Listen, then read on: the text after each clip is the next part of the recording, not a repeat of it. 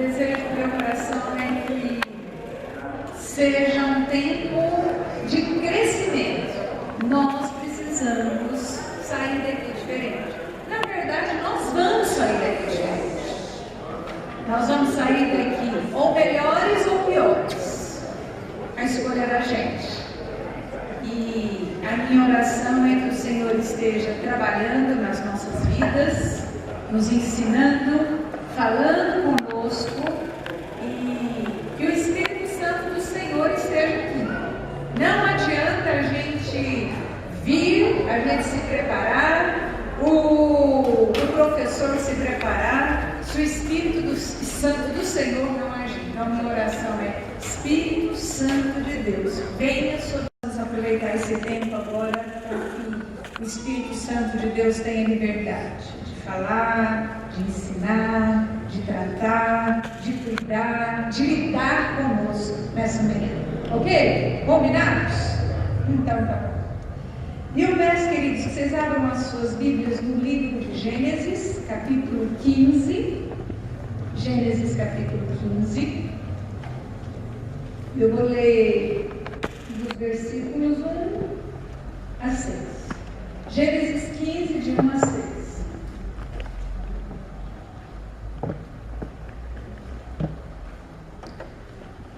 O desejo do meu coração é que essa palavra hoje seja para você que está precisando de um estímulo para crer no seu Pai do céu. Às vezes a gente passa por tempos assim que a gente fica meio morocochô, não é? Especialmente na fé. A gente fica meio desanimado, E a palavra do Senhor nessa manhã tem poder de nos renovar. Diz assim o texto de Gênesis 15. Depois desses acontecimentos, veio a palavra do Senhor a Abraão numa visão e disse: Não temas, Abraão, eu sou o teu escudo, e teu galardão será sobremodo grande. Respondeu Abraão: Senhor Deus, que me haverá de dar, se continuo sem filhos? O herdeiro da minha casa é o Damasceno Eliezer. Disse mais Abraão: A mim não me concedeste descendência, e um servo nascido na minha casa será o meu herdeiro. Aí respondeu logo o Senhor, dizendo: Não será assim. O teu herdeiro, não será esse o teu herdeiro, mas aquele que será gerado de ti será o teu herdeiro. Então conduziu-o até fora e disse: Olha para os céus e conta as estrelas, se é que podes. E lhe disse: Será assim a tua posteridade. Ele creu no Senhor, e isso lhe foi imputado para a justiça. Crianças geralmente têm uma qualidade admirável, elas confiam plenamente nos pais. O pai é um herói, não é assim? Quando a gente é bem pequeno, bem criança. Por isso que Jesus fala que nós devemos ser como crianças. Porque o pai de uma criança é assim. Eu lembro de eu brigar com amigos meus, com coleguinhas meus, dizendo: Claro que meu pai é mais forte. Claro, meu pai é muito mais forte do que você.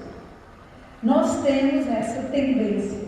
E tem uma história interessante, diz que a filha de um pastor foi para a escola, jardim de infância, logo no comecinho, e vocês sabem como são as crianças, né? O que tem para falar, fala na lata. E aí, numa pequena confusão lá entre ela e um coleguinha, o menino virou para ela e falou assim: Você é feia e burra, sabia? Aí a professora, depois contando para a mãe a reação, disse que ela se aprumou e virou para o menino e falou assim: Isso não é verdade. Eu sou bonita e inteligente, porque meu pai disse. O que o seu pai tem dito para você? E que você tem esquecido? E que você tem deixado as coisas abafarem, o mundo abafar, vozes dizerem mentiras ao seu coração. O que o seu pai tem dito para você e que você tem se esquecido disso? Você acredita que seu pai se preocupa com você, está cuidando de cada detalhe da sua vida? Muitas vezes a gente tem isso como um jargão. Deus cuida de mim, eu tenho um Pai no céu que cuida de mim. Mas na hora da prática, na hora de experimentar esse dia a dia, a gente fica baqueado, a gente começa a acreditar: será mesmo que Deus está vendo tudo isso que eu estou passando? Será que o meu Pai tem olhado para a minha dor? Será que o meu Pai tem enxergado as minhas lágrimas? E esse texto aqui nos mostra algo muito interessante. O Senhor chega até Abraão e fala assim, começa o texto falando: depois desses acontecimentos. Para a gente entender direitinho esse texto, nós precisamos saber que acontecimentos são esses. Depois do que o Senhor chega até Abraão? E eu gostaria que você voltasse aí umas páginas da sua Bíblia. Se você olhar no capítulo 11, versículo 28, você vai ver que no 26 fala que viveu Tera 70 anos e gerou a Abrão, Naor e Arã. Então o pai de Abraão tinha 3 filhos. E aí no versículo 28 mostra a morte de Arã. Arã era irmão de Abraão. Então depois do quê? Depois que Abraão perdeu um irmão. Quem já perdeu um irmão, uma irmã, sabe o tamanho da dor que isso significa? Sabe que isso não é uma coisa assim: perdi um irmão e a vida continua. Não é assim. Abraão tinha perdido um irmão. Se você olhar no versículo 30 ainda desse capítulo, que é agora Abraão se casa e fala que Sarai era estéril, não tinha filhos. Isso também é uma grande dor, não poder ter filhos. Existem os casais que optam hoje por não terem filhos, mas naquela cultura, naquele momento, naquele tempo, não ter filhos é uma coisa vergonhosa. Não era nem só dolorosa, era vergonhosa. E Abraão estava lidando com essa situação. A mulher dele não podia lhe dar filhos. No capítulo 11, ainda no versículo 32, o último versículo desse capítulo, mostra Abraão experimentando mais uma perda. Agora ele perde quem? O pai. E havendo Tera vivido 250 anos ao todo, morreu em Harã. Abraão agora tem uma perda também muito significante. Perder pai. Mas já era tão velho. Quem disse que perder pai, perder mãe, independente da idade, não dói? Quem disse que ter uma perda tão profunda não dói? Abraão experimentou isso. E no capítulo 12, tão conhecido, que a gente sabe tão bem sobre esse capítulo 12, a gente vê Abraão agora experimentando uma nova fase da vida. Fala: ora, disse o Senhor a Abraão: sai da tua terra, da tua parentela e da casa do teu pai, e vai para a terra que eu te mostrarei.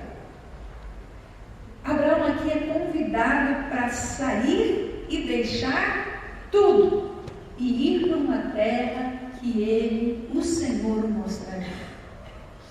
Gente, quem já experimentou mudanças aqui? Quem já mudou de cidade? Vamos ver, levanta a mão, quem já mudou de cidade? Ixi, essa turma sabe o que eu estou falando. Você tem que mudar tudo, tudo. Não é só colocar a mudança e falar: agora essa é a minha nova casa. Quando você muda de cidade, na mesma cidade, é tudo muito mais simples, não é? Porque você só mudou de vizinhança, você só mudou a casa. Mas quando você muda de cidade, tudo é novo, tudo. Você tem que mudar de médico, você tem que mudar de dentista, você tem que mudar de cabeleireiro. Isso para as mulheres é gravíssimo, não é? Tem que encontrar, nossa, onde eu vou encontrar um lugar legal para comprar aquela verdura? Tudo muda, tudo. Você tem que se adaptar, muda os vizinhos, muda o costume, muda tudo. É uma mudança. Quem tem filho na escola tem que mudar de escola, mudar de igreja. E aí muitas vezes a gente fica, saudade da minha igreja, saudade daqueles irmãos que eu cresci junto, saudade daquele povo, saudade do meu pastor. É difícil mudar, é muito difícil. A gente tem que se adequar a tudo novo de uma vez. E Abraão teve de experimentar isso de uma forma muito mais extravagante, eu diria. Porque quando a gente vai mudar, tem o endereço, tem o motivo, tem a razão, né? As pessoas perguntam, para onde você vai? Vou para tal lugar, vou lá te visitar. Mas Abraão recebe um convite do Senhor, um chamado, para mudar para uma terra que eu vou te mostrar. Arruma as malas, deixa a sua terra, deixa a sua parentela, eu vou te mostrar. Gente, isso não é brincadeira. Pense que desafio, não é à toa que a Bíblia chama Abraão de pai da fé. Eu imagino as críticas que Abraão deve ter sofrido por conta dessa obediência. Porque quando a gente quer obedecer ao Senhor, em muitos momentos as pessoas não nos compreendem. E elas começam a nos criticar. Elas começam a cobrar. Família, então, é uma maravilha para nos cobrar, não? Família pega no nosso pé e fala, onde já se viu? Você viu o que o fulano está fazendo? Eu acho que isso não vai dar certo. Eu acho que esse não é o caminho. Eu acho que não deve ir por ali. Você viu o que eles estão comprando? Você viu o que eles estão vendendo? Vocês viram qual escola que foi colocar os filhos? Família tem essa mania de ficar intrometendo na vida da gente. Nós somos assim, somos. Família tem esse dom de ficar sempre dando palpite na vida do outro. Nós ficamos chateados, mas a gente também faz as mesmas coisas com eles, não é assim? Estamos sempre comentando, sempre falando. Eu imagino os comentários que surgiram por causa do comportamento de Abraão. Mas Abraão obedeceu, deixou tudo e foi.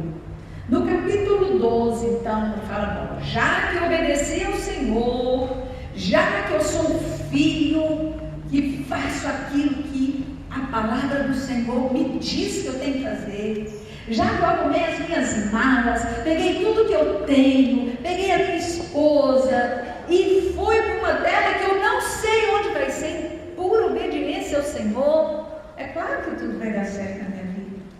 É lógico. Não é assim. Por incrível que pareça, não é assim. E se nós olharmos no versículo 10 desse capítulo, a gente vai ver que Abraão, no capítulo 12, Abraão começou a andar, e na terra que ele estava a caminho, o que aconteceu naquele lugar? Fome. Como pode um lugar que Deus me chamou para ir ser um lugar onde eu experimento tribulação, dificuldade, luta, escassez? Onde faz sentido isso na história? E Abraão experimenta isso. Ele está ali naquela terra e fala que surge uma grande fome e ele tem que pegar tudo outra vez e sair e ir para a terra do Egito. Ele fala, aqui não dá, então nós vamos procurar um outro caminho. Nós vamos procurar onde tem sustento. Nós precisamos ter essa capacidade de adaptação. Essa capacidade de entender que não é porque nós estamos numa igreja, não é porque nós servimos ao Senhor, não é porque nós buscamos ao Senhor de todo o nosso coração, não é porque nós obedecemos ao Senhor, que tudo vai dar sempre certo para nós do jeito que nós planejamos.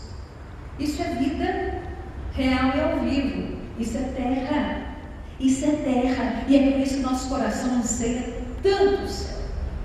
Porque no céu nós não teremos essas frustrações. No céu nós não teremos essas dores. No céu nós não teremos essa angústia. No céu nós não teremos essas decepções. Nosso coração tem que desejar o céu, queridos. Muitas vezes nós nos apaixonamos tanto por essa terra, pelas coisas dessa terra, pelas coisas do presente, por ter, por possuir, por estar aqui, por fazer, por conquistar. Nada disso está errado, desde que isso não seja a prioridade no nosso coração. O nosso alvo é Cristo. E Abraão então se movimenta e fala: eu vou para o Egito. Aqui não dá, eu vou para o Egito. Nós precisamos nos movimentar quando a coisa está complicada num lugar. Olha, não está dando desse jeito, vamos mudar a tática. Não adianta ficar tentando a mesma coisa sempre. Se aquilo não está funcionando, você tem que mudar a tática. Os jovens que estão estudando: nossa, quero passar no vestibular, não estou conseguindo aqui, vamos mudar a tática, alguma coisa está errada. Nossa, o meu casamento não está legal, eu tenho que mudar a tática, alguma coisa está errada. Se tem escassez em alguma área da sua vida, mude, vá atrás de um lugar onde você pode saciar aquela escassez. Abraão fez isso. Aí ele foi para o Egito, e quando ele chega lá no Egito, agora vai dar tudo certo. Aqui tem fome, não tem fome, mas tinha perigos. Diz que Sara era uma mulher assim, muito bonitona, muito linda, de chamar atenção. Sabe aquelas mulheres que chamam atenção porque são bonitas? Diz que Sara era assim, muito bonita. E aí Abraão falou: meu Deus, eu chegar aqui nessa terra com essa mulher bonita desse jeito, corro risco de vida. Os caras vão me matar para ficar com essa mulher. Aí ele combina com Sara e fala: dá para você falar que nós somos irmãos? Querendo espiritualizar muitas vezes as coisas, a gente fala: Abraão, eles eram irmãos em Cristo. E na verdade a Bíblia mostra que eles eram assim, meio irmãos mesmo, né? Ele, eu não sei se era por parte de pai, de mãe, mas eles tinham um vínculo familiar. Mas você acha que era pensando nisso que Abraão estava falando? Abraão estava com medo de verdade, igual a gente sente muitas vezes. Medo de perder a própria vida. Você já enfrentou tempos de medo na sua vida? Sabe aquele medo que toma conta, aquele pavor, que você fala: e agora, o que vai acontecer? Abraão estava experimentando esse tempo de medo de perder a vida. E no capítulo 13, nós vemos outra crise que Abraão tem que enfrentar. No capítulo 13, Abraão enfrenta um tempo de atrito, de tensão familiar. Toda família passa por tempos de crises. Toda. Um por um aqui pode relatar: eu tive crise com meu pai, ou com a minha mãe, ou com a minha esposa, ou com meu marido, ou com meu filho, ou com minha cunhada, ou com a minha nora. Eu tive um tempo de crise. Todo mundo tem, não tem? Não existe aquela família que fala assim: não, lá em casa tudo assim, maravilhoso. Ninguém nunca deu uma patada no outro, nunca. É assim? Tem dia que a gente acorda do avesso, não é? A gente acorda e parece que só da pessoa olhar para vocês e fala assim: tem dia que é assim, não sei porquê. Nós temos atritos. Quando é uma coisinha pequena assim, uma resposta torta, né? É uma falta de delicadeza, ainda é mais fácil da gente consertar. Mas existem famílias que vivem em verdadeiras crises, famílias que não se dão, pessoas que não se falam, às vezes dentro da igreja, e vivendo problemas tão graves, relações. Pais que não abraçam, que não acolhem, que são duros demais. Comigo é assim, pronto. Comigo é assim, ponto final. E que não olha para a Bíblia e vê aquele exemplo do pai que está sempre com os braços abertos. Filho, se você está arrependido, pode vir. E eu vou dar um passo em sua direção. O que aquele texto nos ensina? Que quando o pai viu o filho longe, ele não ficou aqui esperando, eu só quero ver que jeito que ele vai chegar aqui. Agora sim. Não, a Bíblia fala que ele foi em direção. É um pai disposto a reconciliar, um pai disposto a perdoar, um pai disposto a se humilhar, a se entregar. Um pai que sabe que da mesma forma nós precisamos todos os dias de perdão. E nós temos um Deus que faz isso conosco. Então, Abraão enfrenta uma tensão familiar com um sobrinho Ló que ele levou. Diz que todo mundo ganhando e multiplicando muitas ovelhas e tal, foi enriquecendo, e começou uma confusão entre os pastores de Ló e os pastores de Abraão. Você sabe, onde tem mais de um funcionário vai ter quebra-pau. Vai acontecer. Ainda que esse funcionário seja dentro da sua casa, se você tem uma faxineira e uma passadeira, vai ter quebra-pau. A possibilidade de acontecer é grande. E aqui, imagina quantos servos eles tinham. E aí diz que começou uma confusão entre eles, brigas entre eles. E Abraão nos dá um exemplo lindo no versículo 8, quando ele mostra para a gente sabedoria para tomar uma atitude. Olha o que diz Abraão para Ló: não haja contenda entre mim e ti, entre os meus pastores e os teus pastores, porque somos parentes chegados. Acaso não está diante de ti toda a terra? Peço-te que apartes de mim. Se fores para a esquerda, irei para a direita. Se fores para a direita, irei para a esquerda. Abraão toma uma atitude muito madura antes que a coisa se complique. Às vezes a gente está vendo que o relacionamento está indo para um caminho perigoso. Toda vez que a gente encontra na casa da mamãe da briga entre os filhos. Toda vez que a gente encontra na casa da vovó, tem aquela história de mostrar o boletim do outro que só tira nota boa e meu filho que só tira nota ruim. E aí fica aquele negócio humilhando, expondo, machucando.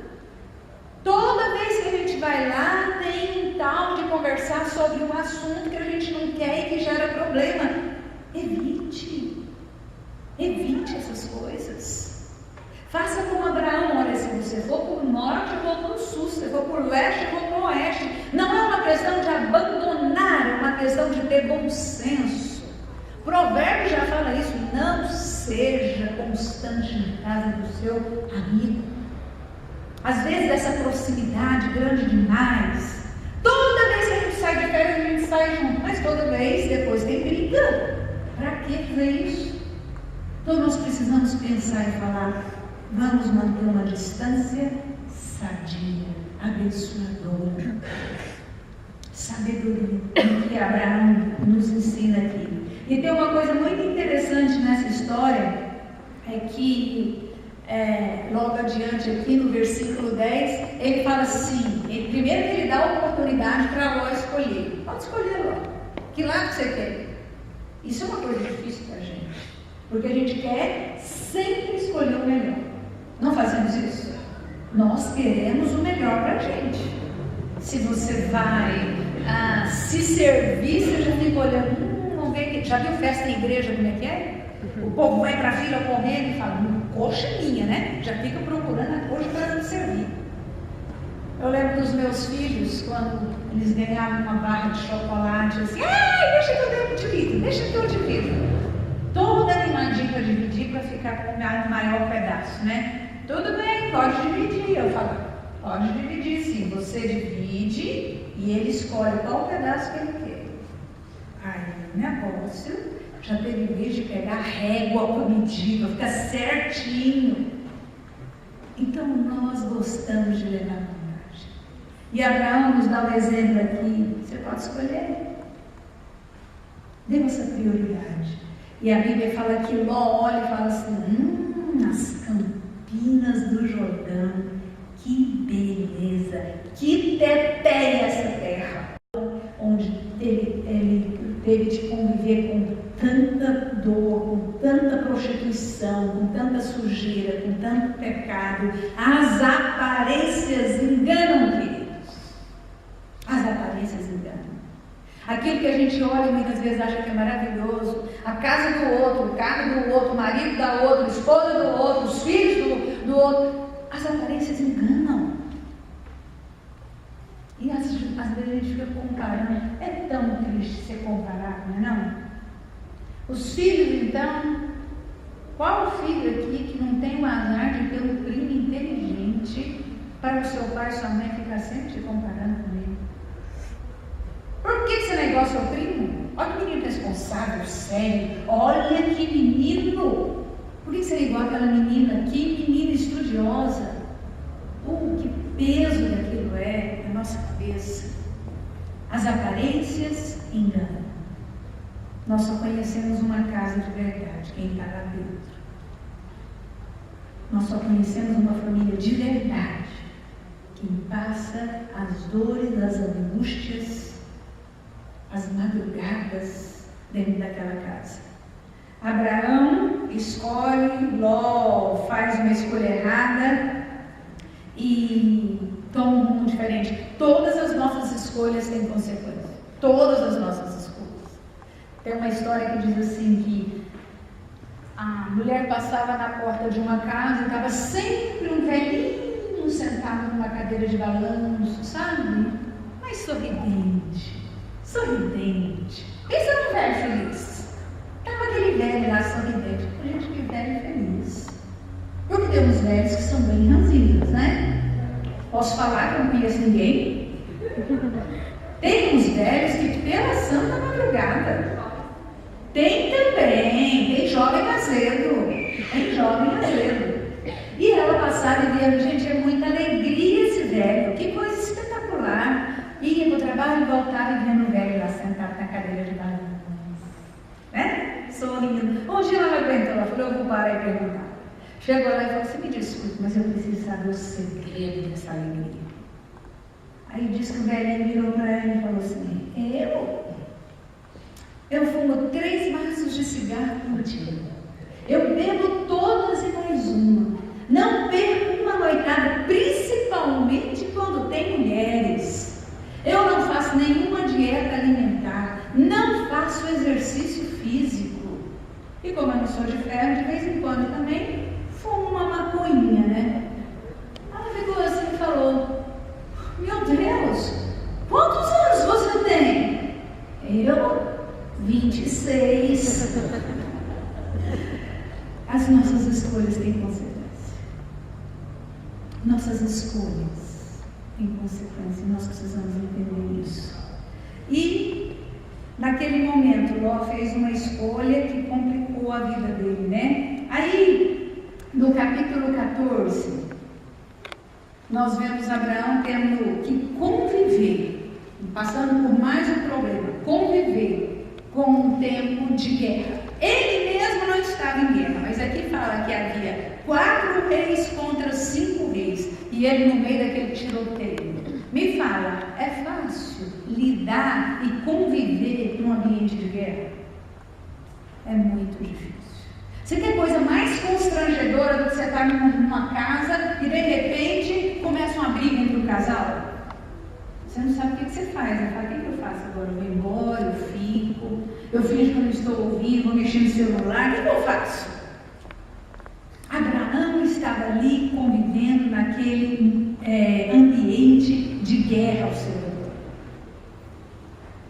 E a gente sabe que onde há um ambiente de guerra, há uma instabilidade muitas vezes econômica, uma instabilidade, tensões, incertezas, e Abraão estava vivendo naquele ambiente. Talvez nós tenhamos aqui nessa manhã pessoas que estão vivendo e convivendo com gente que está sempre guerreando. Talvez é no seu trabalho. Que coisa horrível você ir para o trabalho e falar assim, meu Deus, primeira coisa eu estar indo para um campo de guerra, porque é um colega brigando com o outro, uma confusão, uma perseguição, um querendo pisar no outro, um querendo arrancar o couro do outro. Talvez esse ambiente de guerra que você esteja experimentando seja dentro da sua família. O sogro que não suporta o genro. E você que ama o pai e ama o marido, no meio daquela confusão. A sogra que detesta a nora que odeia a sogra, e você como marido que ama os dois, as duas, no meio daquela confusão. Irmãos que não se falam, e o pai e a mãe tendo que ver e conviver no dia a dia com aquilo. Que dor! Que horror você conviver num ambiente de guerra, como isso machuca, como isso atrapalha, como isso fere, como isso traz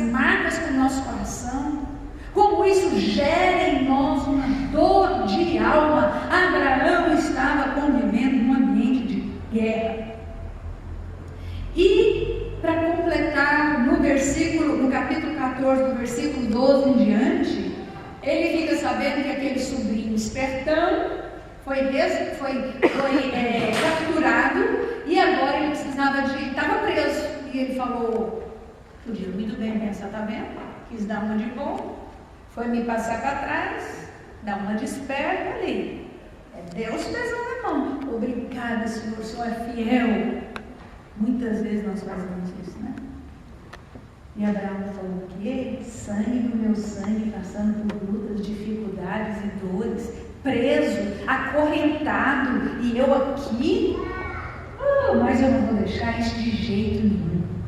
Eu vou correr atrás, eu vou pegar. Versículo 14 do capítulo 14 diz assim: ouvindo Abraão que seu sobrinho estava preso, fez sair 318 homens dos mais capazes, nascidos em sua casa, e os perseguiu até Dan. Eu não vou permitir que um dos meus fique preso. Preso na mão de pessoas, preso nas drogas, preso no pecado, preso na prostituição, preso na mentira, preso na doença, na angústia de alma. Eu posso ir lá resgatá-lo. Eu vou pegar o meu melhor. Abraão pega os seus melhores homens. Nós temos que pegar a nossa melhor energia, a nossa melhor capacidade, as nossas melhores estratégias, aquilo que a gente tem de melhor, e falar: eu vou atrás dos meus. Pais, não desistam dos seus filhos, nunca, nunca. Não desistam dos seus filhos, não desistam do seu casamento, não desistam do seu cônjuge, ainda que ele tenha te decepcionado, ainda que ele tenha te passado para trás como Ló tentou fazer com Abraão, ainda que você se sinta explorado, explorada por ela, não desista do seu cônjuge, vai atrás, pega a sua melhor energia, pega o melhor da sua fé, pega o melhor da sua esperança e vá atrás da sua. Abraão nos dá esse exemplo. Enfim, queridos, fora essas perdas, dificuldades que Abraão certamente teve de enfrentar e que talvez tantas coisas, talvez não, com certeza, um tanto de coisas que ele passou nesse período que não estão registradas aqui. O que mais incomodava, eu imagino, o coração de Abraão era o cumprimento, a espera por cumprimento de uma promessa que está lá no capítulo 13, versículo 16. Farei a tua descendência como o pó da terra, de maneira que se alguém puder contar o pó da terra, então se contará também a tua descendência. Havia uma promessa. E ele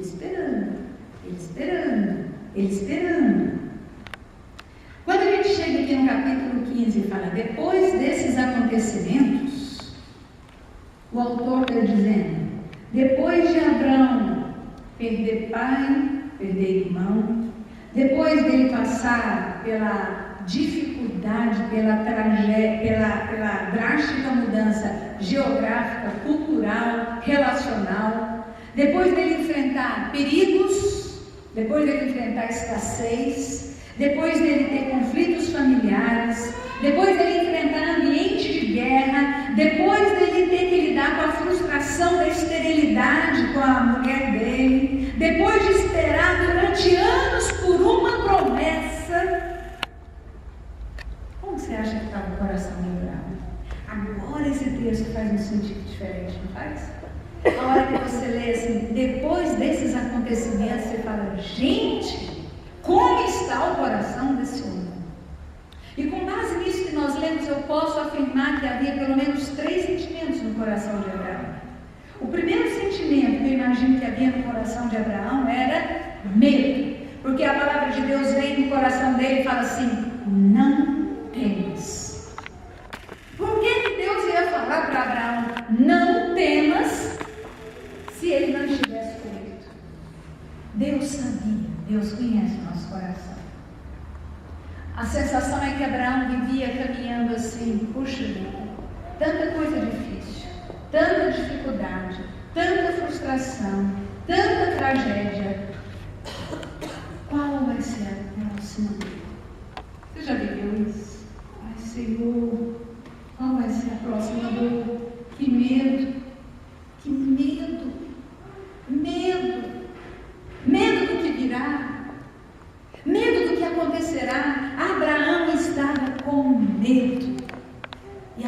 do Senhor para ele foi: não temas. É a palavra do Senhor para nós nessa manhã, queridos. É o mesmo Pai. Não temas. Eu não sei o que você tem vivido. Eu não sei o que você tem experimentado. Eu não sei o que tem metido medo no seu coração. Mas ouça o Espírito dizer para você nessa manhã: não temas. Não temas.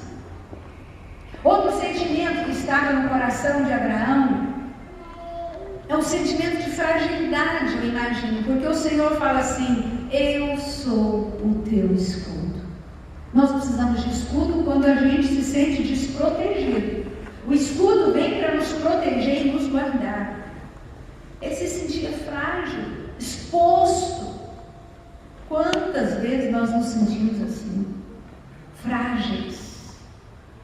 Mulheres, sabe esse marido forte que você tem em casa, assim? Você olha e fala: tem músculos, ele é forte. Esse homem muitas vezes se sente frágil, exposto. Muitas vezes, muitas vezes, muitas vezes. Abraão estava querendo proteção. E outra coisa que Abraão sente, e que nesse versículo nos fala: o teu galardão será sobre modo grande.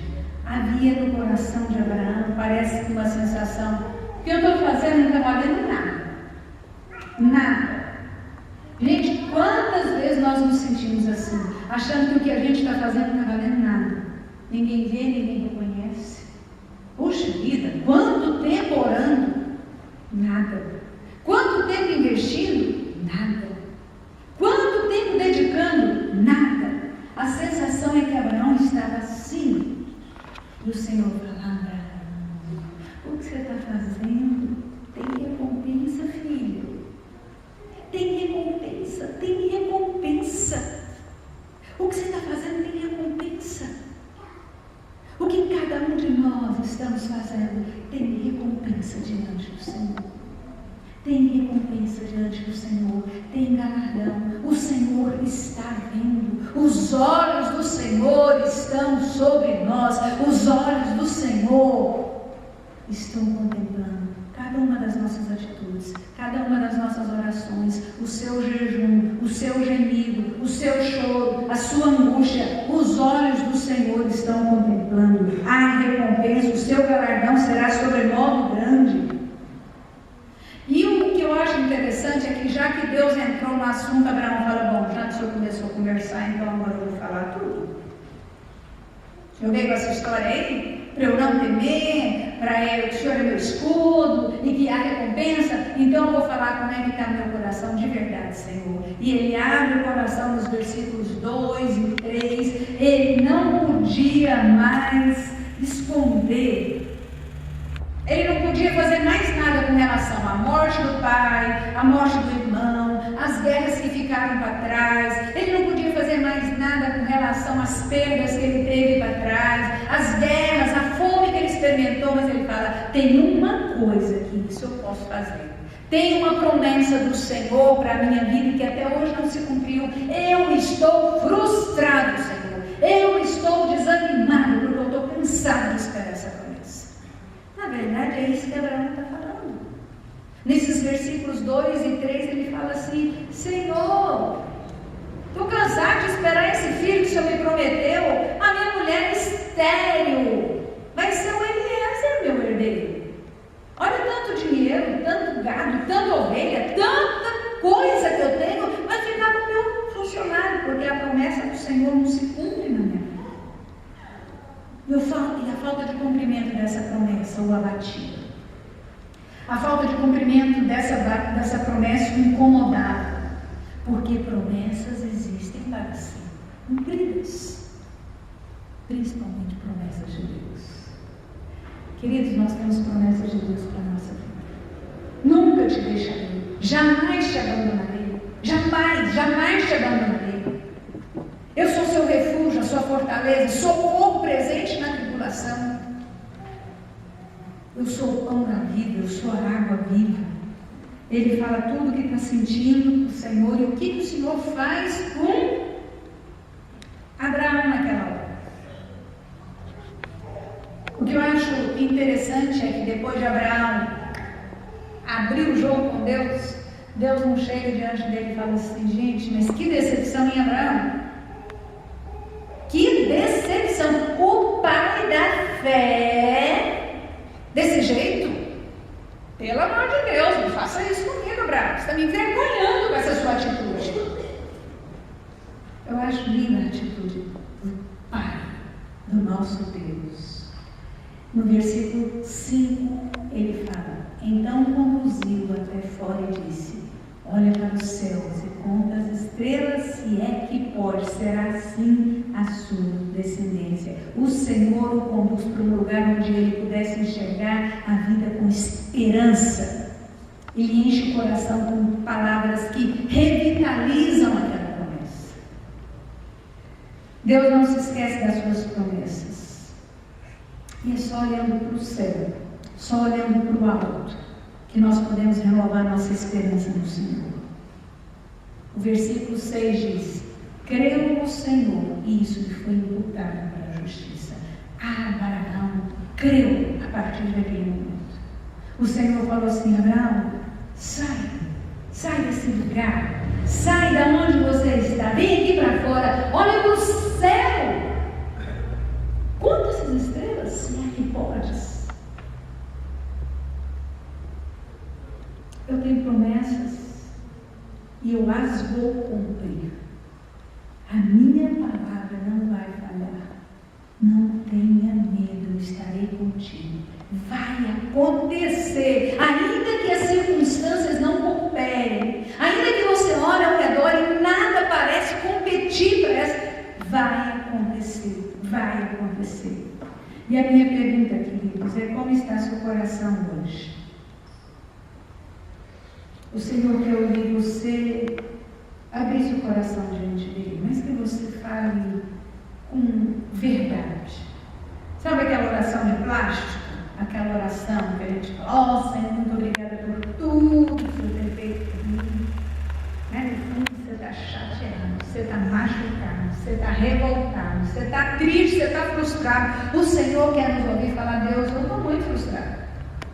Eu tenho procurado andar na tua palavra e fazer a tua vontade. Meu vizinho está muito melhor que eu. Como eu não fico frustrado? Como, Senhor? Como? Olha para mim, olha bem para mim. Como eu não fico frustrado? O Senhor ama a nossa verdade. Porque aí Ele vem trazer o remédio da cura, da transformação. Quantas vezes nós nos sentimos, queridos, cansados de esperar? Talvez nós tenhamos pessoas aqui nessa manhã dizendo: Deus, eu estou cansado. Eu estou muito cansado. Cansado de esperar. Cansado de suplicar. Cansado. Extremamente cansado. Sobrecarregado. O Senhor quer nos ouvir. A esperança. A promessa de Deus para a nossa vida. Há um Deus olhando para nós. Há um Deus disposto a fazer coisas grandiosas na nossa vida. Um Deus disposto a nos levar a contar estrelas, contar bênçãos. Um Deus de promessa que jamais vai nos abandonar, jamais vai nos deixar. Um Deus que tem a chave que abre todas as portas.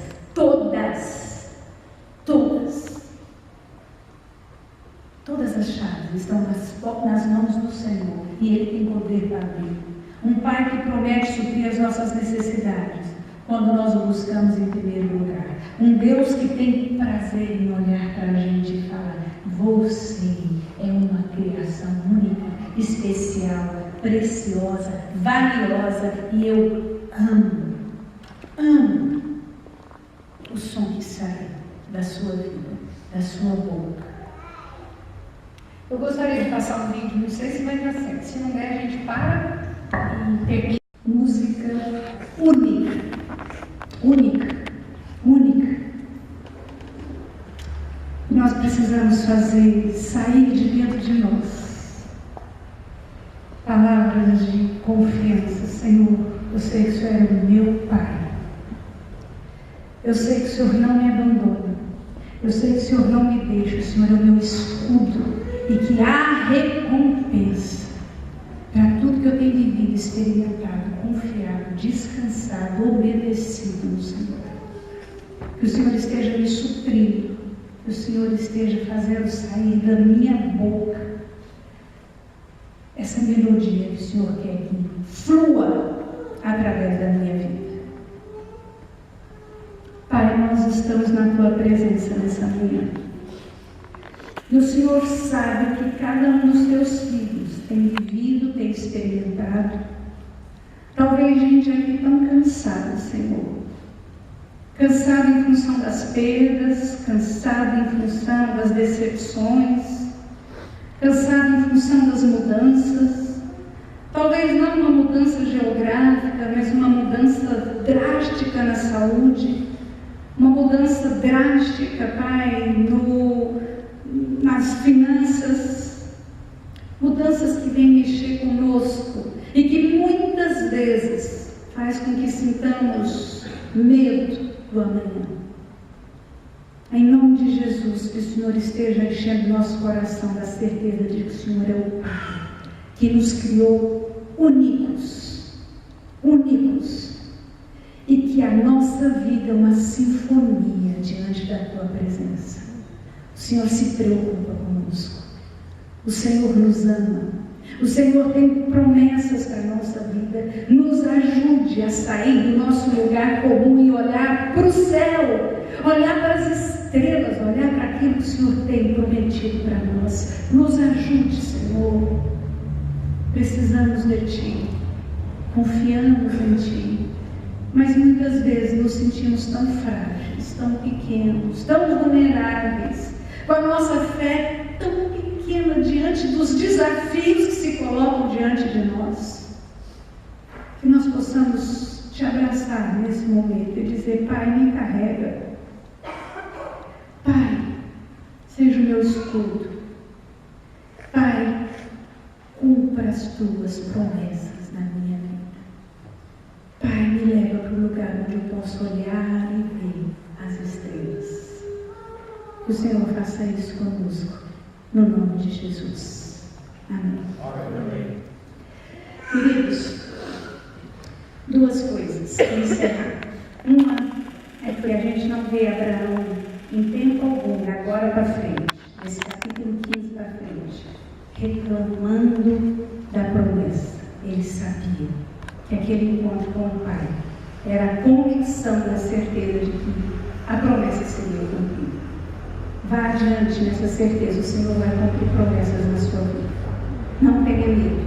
E só uma última coisa, eu trouxe poucos exemplares, acho que só tem mais 4, de um livro que eu sei que algumas pessoas têm, um livro meu, e que, se alguém interessar, eu tenho aqui 4 exemplares. Fala sobre adoptar a vida do jeito que ela vier, com as suas dificuldades, com as suas lutas, com as suas perdas, com as suas frustrações, com tudo aquilo que a gente não planeja, mas que precisa viver.